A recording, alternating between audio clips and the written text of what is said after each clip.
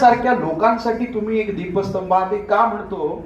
आमच्याकडे सुदृढ शरीर आहे, परंतु आमची मनं मात्र सुदृढ राहिलेली नाही.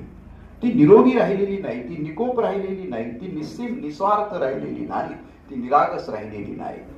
मी जाईताईंना धन्यवाद देईल आणि मी निकम साहेबांची वेळ घेऊन तुमच्या स्कूलवर मी नक्की भेट द्यायला येईल. अशा काही ठिकाणी मी भेट देऊन गुपचूपपणे मला जी मदत करता आली ती मी केलेली आहे.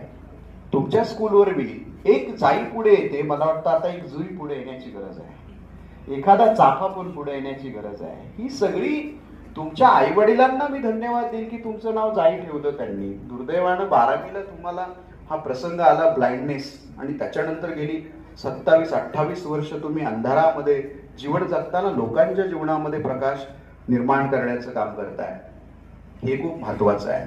माझ्या वाट्याला किती दुःख आली तरी लोकांना मी आनंद देईल, ह्या भूमिकेवर जो उभा राहतो